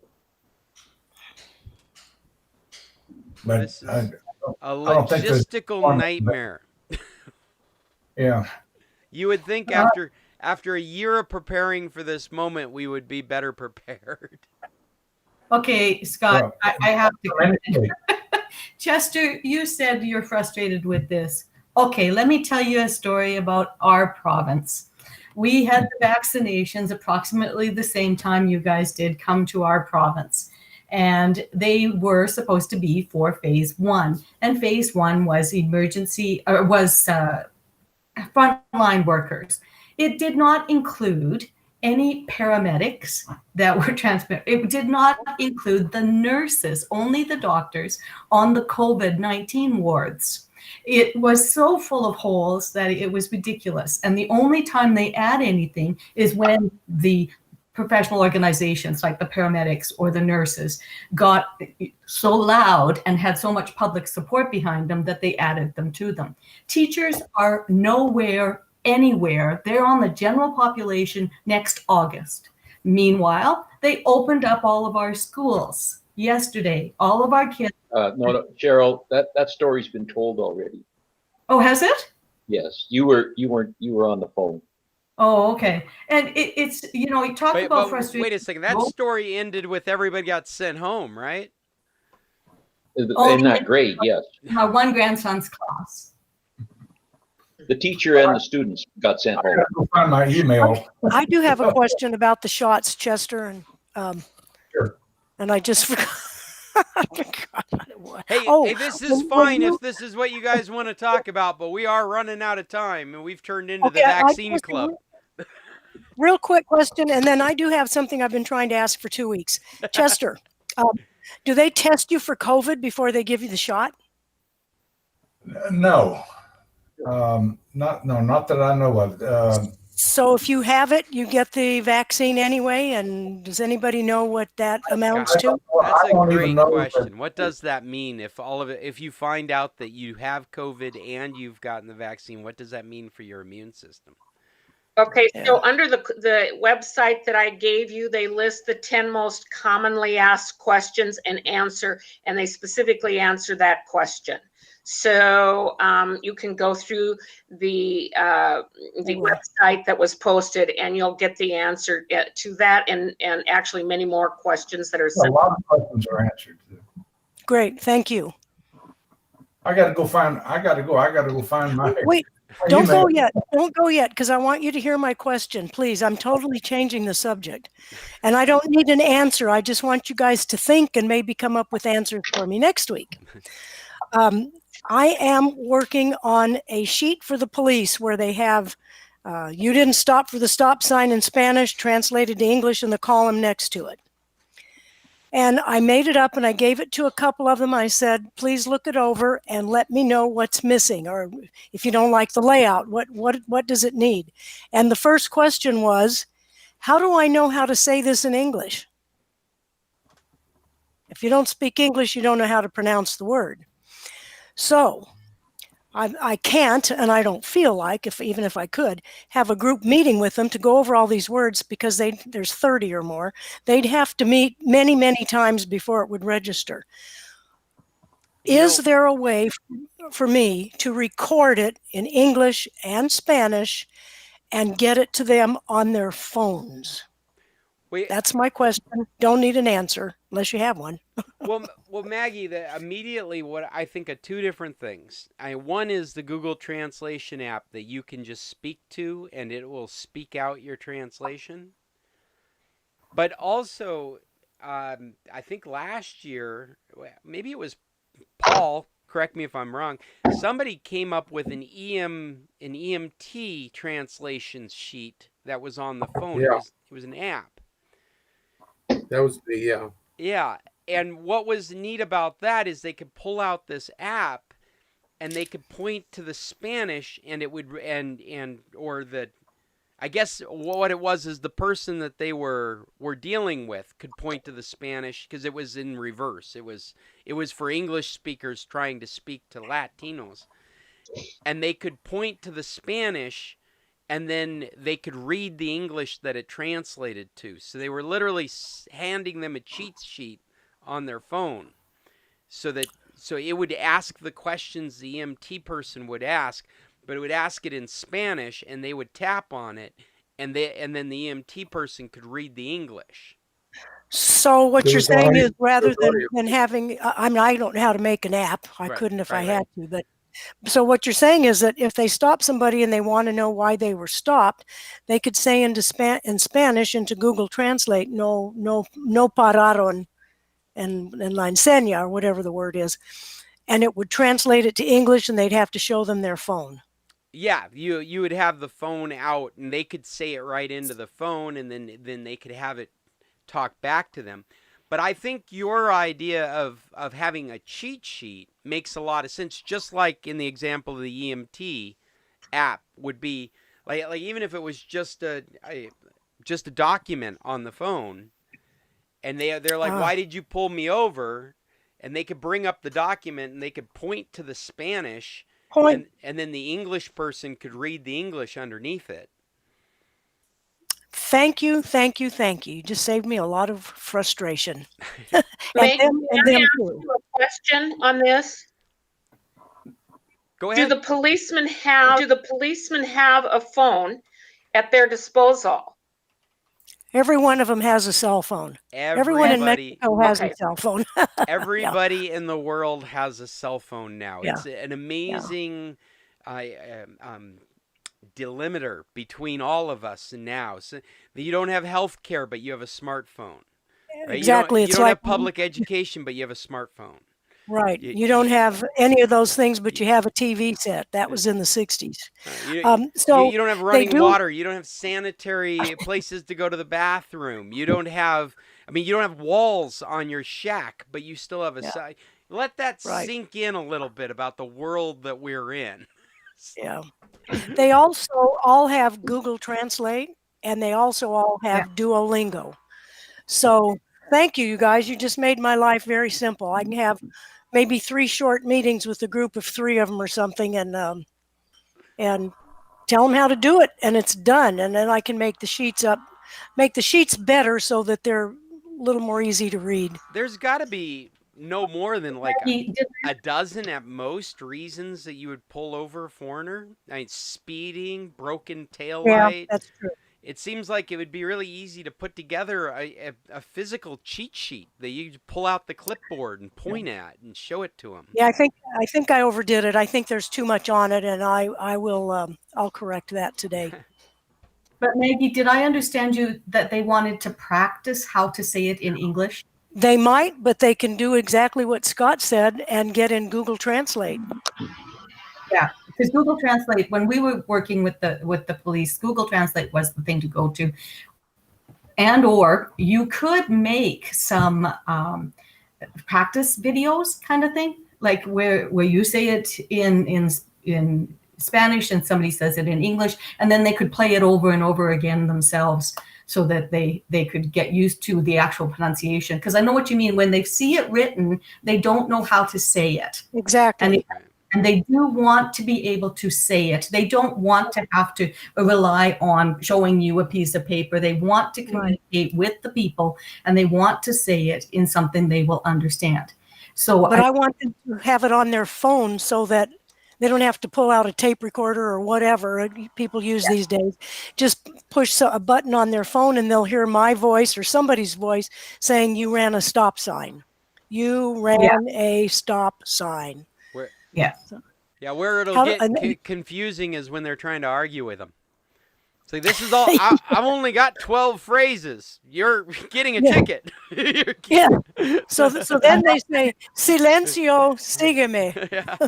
Shut up and follow me. Give me your license and follow me back to the shop. And the English person says, "Más despacio, por favor." Exactly. Yeah. Thank you, guys. Great ideas. If you have any more, let me know. Certainly. Very cool thing to do, Maggie. That sounds like a great. It's a lot of fun working with them, and besides that, it keeps them on my side, and they watch out for my house every summer when I'm gone. If you did consider that app idea, you could reach a point where it was just like a calculator button layout where it's didn't stop for stop sign, speeding, and you hit the button and it just has a full description in English of this is what's going to go down. This kind of infraction normally costs from this amount of money to this amount of money. You're a foreigner, so you have to give me your license. you're going to follow me back to the cop shop. If you need to go to the ATM, we'll follow you there. I don't think they get that technical, but Scott, how much are you going to charge me to make that? I'm not making that. You know what? Scott, aren't there some technology schools down there that the students are looking for projects? Isn't there competitions for developing apps? Any of those kind of things I don't know that those schools are open. You know, that's a really good question. I don't know anything about that, but you can bet there's stuff like that going on. And if you wanted to branch this out, Maggie, you might be able to approach one of the computer schools around here, or even somewhere down south, and just propose it. Somebody might want to use it as their senior thesis, something like that. Or talk to one of the Castaway kids, because there's a bunch of their students that are doing, at-home learning and things like that, and maybe they would take it on as a project. I don't know that anything's happening with Castaway kids right now either, but I do know someone I can call and find out. Yeah. They could at least give me the name of a school or a student, and I could go from there. I think Christiane is still working with a lot of the students. Christiane is still working with the students, and there are some of the students that are getting ready to go to post-secondary, and they're applying and they're doing different things. And I bet some of those students would love to take this on. Great idea. I will pop in on her either this afternoon or tomorrow. Great idea. Thank you very much. She has limited hours, I know, but I know she's still there and they're still working with the kids. I'll catch her. Thank you very much. Okay. I want to take this time. I feel like we're running out of time. Last week I said I was going to talk about hacking, but that was before we had an insurrection happen. And so I wanted to just take a few moments and hear anybody's thoughts on the president being banned from Twitter and Facebook. Anybody have any thoughts on Parler being shut down by Amazon, so it will go down as a business? Has anybody been paying attention to this stuff? And yeah, James, you got something you want to share? Are you muted? You're muted right now, James. Unmute your microphone. We can't hear anything. We still can't hear anything. You can unmute him, can't you, Scott? No, I can't. No. It doesn't let me unmute James. James, hit your... There he goes. I'm on. Yes. All right. And then All right, Bill, because I saw Bill had something to say too. It shocked me. The whole insurrection thing shocks me, but didn't really... it's just almost a continuation of what's been going on, that to me anyway. A shock, but not a surprise. Yeah, that's sort of, yeah. That's what I've been hearing across the internet. Yeah. And I guess I was kind of surprised at how weakly or how poorly protected the Capitol building was, really. So are we all. It seems very unusual that they would have so much buildup to what was going to happen. There was a lot of information that this was going to happen. And there was no fortification in the Capitol to protect. Looks like David's here. So, another thing that maybe I'm not sure whether it's been coming out in the United States, but we've had the Proudboys situation in Canada too. It's not just focused on the United States. Really? And a number of them were drummed out of the Canadian forces. Wow. So and they have an affiliation with this group in the United States? The Proudboys, yeah. They're Canada was almost a fermenting place for some of it. And it's a Canada export. The guy that formed it is Canadian. Yeah, and they one of the guys from born in the UK, grown up in Ottawa, ended up taking the idea to New York, and they had an initial meeting apparently, and a brawl broke out at the bar where it was, and that was the kind of the beginning of it all. The Proudboys, anyway. Wow, that's a history I have not heard. Yeah, there's and what it was another. I think that there more than one person on the the Capitol Police has turned out to be involved somehow with those far right groups too. Well, I think somebody from the Capitol Police has resigned because of what's happened.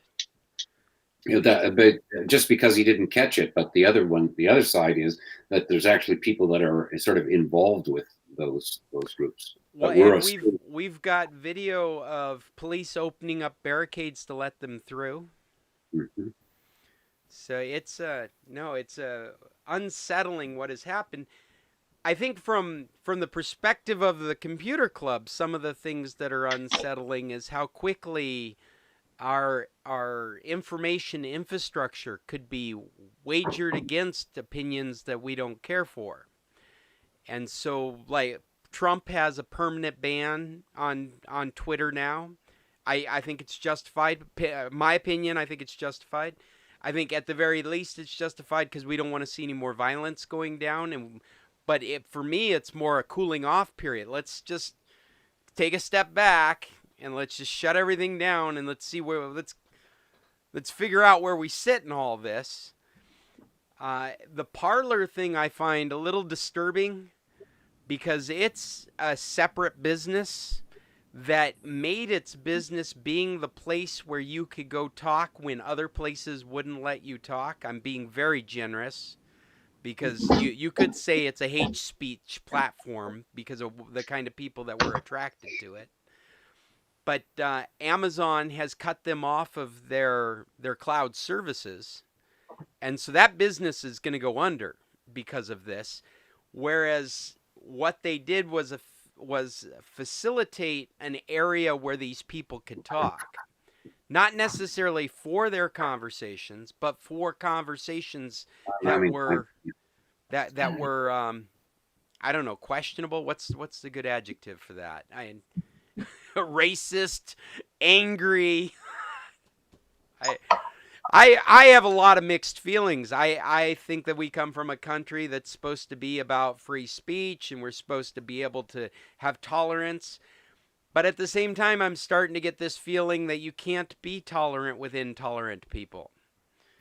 And it's an odd place to find yourself thinking about. I have never had these kinds of thoughts about things. And to watch how quickly, and it's not quickly, they could have shut down the president a long time ago.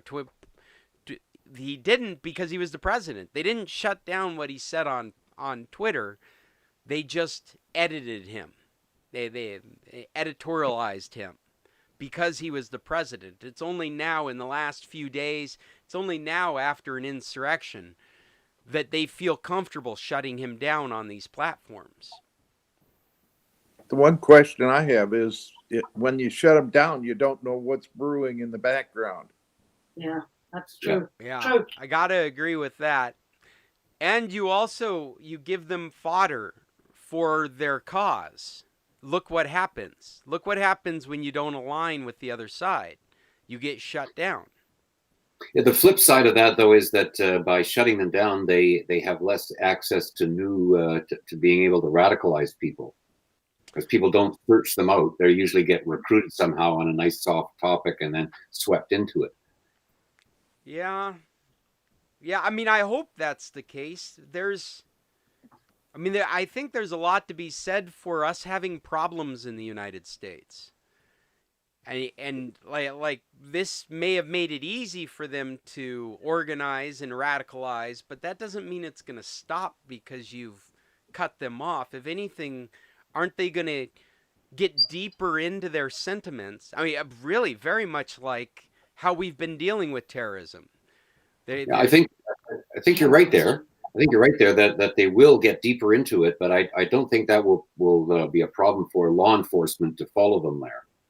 Okay, but it will mean that teenagers, for example, won't follow them there. They'll be just looking for another tune, and it won't be a place where somebody can recruit them from that topic. You know, you're talking about like you're not on YouTube making a funny video about how you should take over the presidency. Or storm the Capitol because you're not allowed to be there doing that. It sure feels like whack-a-mole, though. It's just like where does the line get drawn, and what kind of responsibilities do these platforms have for monitoring this stuff? And what does it say for us as a society, not being able to distinguish between the difference and asking for a big brother kind of agent to like we're in a climate right now where we hold Twitter and Facebook responsible for these kinds of happenings, just for creating the environment that these conversations could take place in. And I'm not saying that's good or bad. I'm just saying that's where we're at. This is it's driven us to talking about being driven. I've been driven to be an extreme liberal because of this. I was never an extreme liberal. I was a very moderate, almost libertarian liberal before. And because of this class of people and their beliefs, it's driven me way over to the other side in the way I behave and the way I talk. And I don't want to be there either. I want to see us all come closer to the middle. I see us all as having things to contribute to our society, and we've gotten so far away from having these kumbaya conversations. Maybe we can blame that on the platforms, as just pushing us so far away from each other. You know, Scott, there just has to be consequences for our behavior, no matter what it is, but you have to ask who's going to be the judge. But when you go to Parler or any other such kind of website, what you're doing is prejudicing your bias. So you've got a bias, and now you've got a whole bunch of people that will support that bias and prejudice you further in one direction or the other. But again, there have to be consequences. But who's the judge? Yeah, I have a question. What is this new? I had an invitation from someone yesterday, and they are a bit of a Trumper. An extreme Trumper, and she said that come join me on MeWe or MeWe. Is that another platform? It's another platform, another chat platform that's out there. Is it going one way or the other? It seemed to be very leaning towards trumpets, because that's the tone I got. Anyway, I didn't accept the invitation. So. Well, and they've scattered. They've scattered. I'm sorry. Say again, Caroline. I said, "Don't get involved. I'm a Canadian. It's not my problem." I'll have you know that people that think like this, they don't care what country they're from. I've heard some crazy stuff come out of Canadians. Not present company excluded. Well, the thing is, about several decades ago, we had an issue where there was a high school teacher who was teaching denial of the Holocaust and things like this, and it came around. And in Canada, you can't use speech, even verbal speech, that incites hatred towards it. You know, you're not allowed to have hate speech. I mean, if you want to, it goes to court if you're accused of it and so on. And there's been very few cases that have actually gone to court, but everybody knows the rules. Right. And the public forum is polite from that point of view. I keep looking at this whole situation, and it reminds me of that expression, we can't have nice things. And it's like, here we've created this environment where freedom of speech is pushed forward, democracy is pushed forward, and now we see as these tools are used to do stuff like this. Like they complain, they are the intolerant people. But they complain because you're shutting down their speech. Like, we are intended to be tolerant of their intolerance because of the society that we've created. I'm sorry. The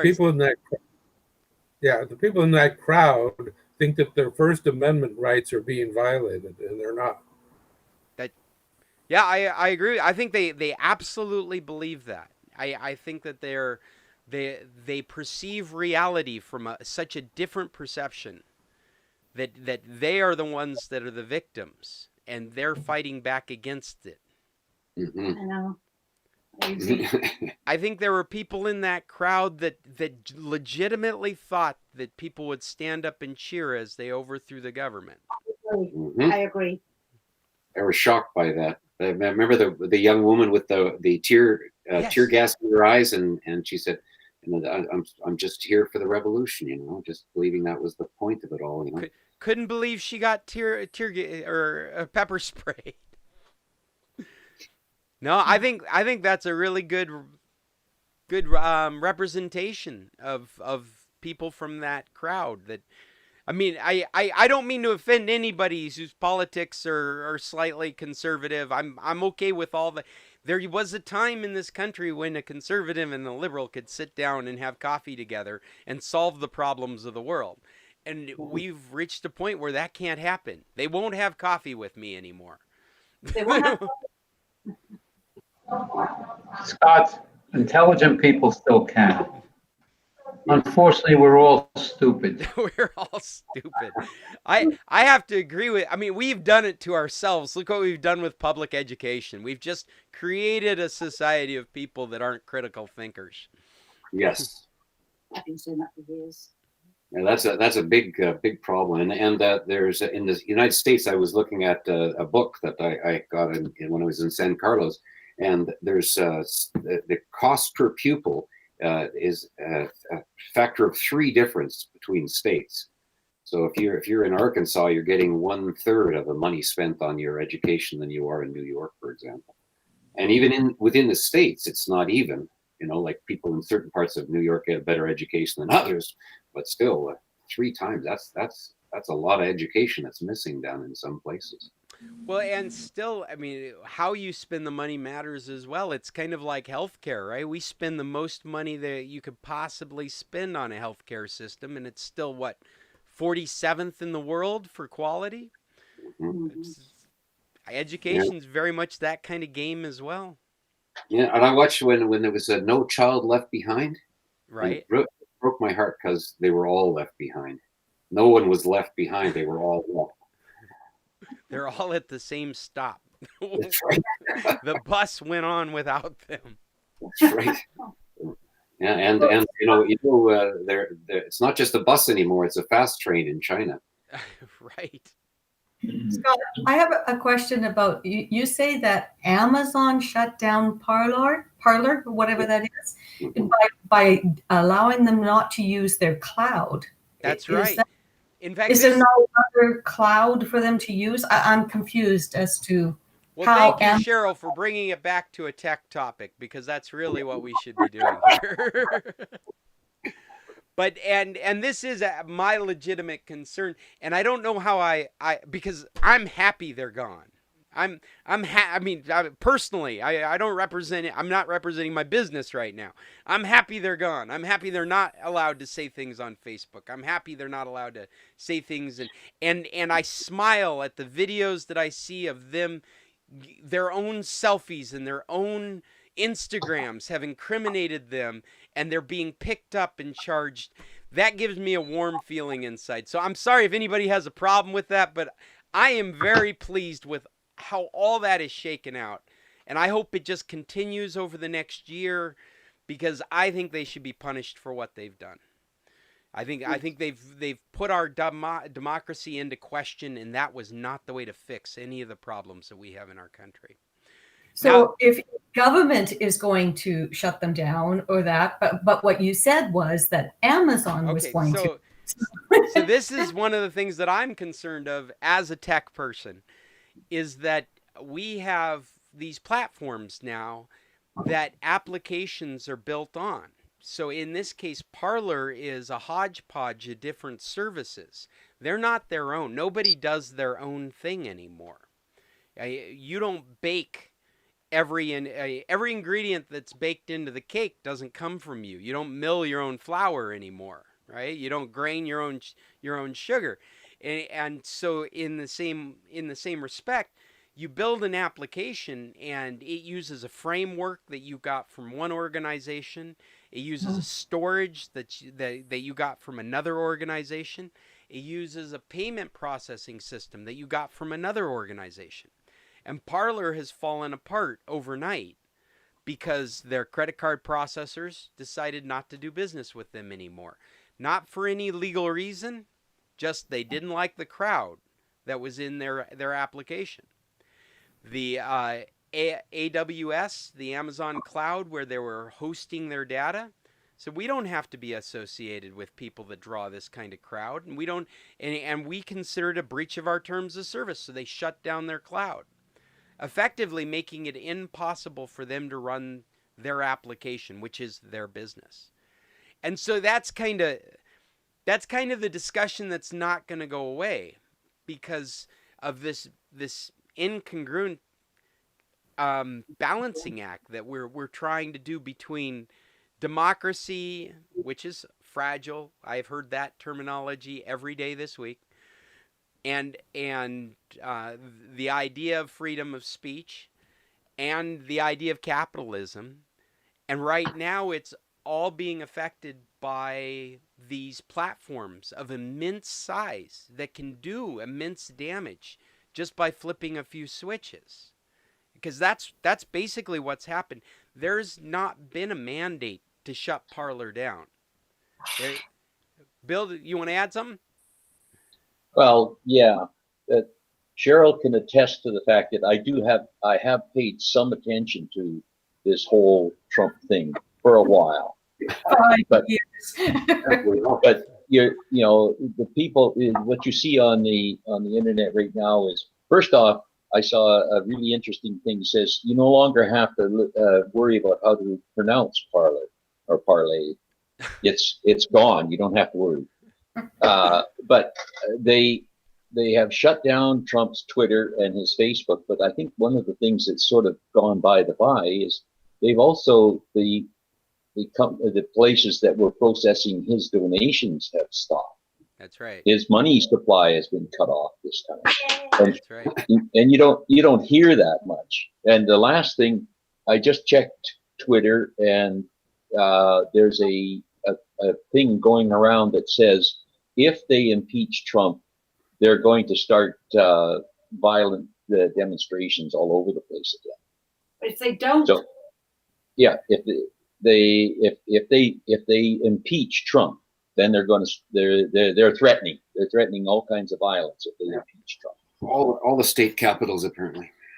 And what James said earlier about there being Proudboys in Canada, in 4 of our not even capital cities, Calgary, Alberta, Toronto, Ontario, Vancouver, BC, there were protests the same day that the insurrection was happening in the States. There were protests. Yes, there were people on government steps supporting the people at the Capitol. Insurgents. Unbelievable. And not only were they supporting them, they were protesting, like in my hometown, protesting on the streets of the city hall without masks, gathering beyond the COVID restrictions, and it just all gets tied together with putting other people at risk, as well as them saying, I need to stand up for my right to support the president. Let it be known that they did not beat a policeman with a flagpole. No. And they well, probably you guys are used, Canadians. And yeah, well, they probably used harsh words. yeah. Spoke harsh words in their direction. And the other thing that I heard about was that there's a group of Canadian techies, and as soon as this was happening in Washington, they were investigating already before the FBI asked for people to help find these. They got all of their techie groups together, and they were finding, whatever you techie guys do to find people in the internet and identifying people and reporting them to the FBI. There's a group out of Eastern Canada that were very high up in that, according to our news. Well, that's what we're learning now, is just the sheer amount of information about this coming that had already been known. And so there was no reason for the Capitol Police not to be ready. And it sounds like, what's he called? Is he a mayor of Washington, D.C.? I'm not sure. Whoever's in charge of Washington, D.C. was ready with the National Guard at any moment, and he kept being told to wait. Mhm. The mayor of Washington is a woman. Is a woman, Is a woman. and it was her police captain. That's the him that. But basically, they said we've got it all covered, and so it's fuzzy there. Yeah. Well, Okay, on that note, I'm gone. We have gone very late. I love talking to you guys, and undoubtedly we'll probably bring this up again next week. But hopefully next week we'll get to the immense worldwide hacking of organizations and government institutes that has been going on since March, that undoubtedly has them wormed into every nook and cranny of everything we do. Without any chance of it going away. I think it's going to be diplomatic solution because technically they've already sucked up all the information they could possibly suck up from us. So, Okay, on that in the cheery words note, of Scott, yes, in the words of Scott Stimson, tech on. deck on. Until next week, see you guys. All right. Have a good day, everybody. Have a Stay good safe. day.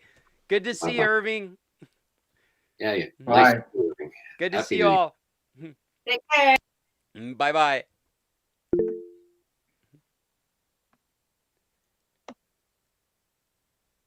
That's a great effect as everybody's taken off. See you, Jim. I'm hanging up.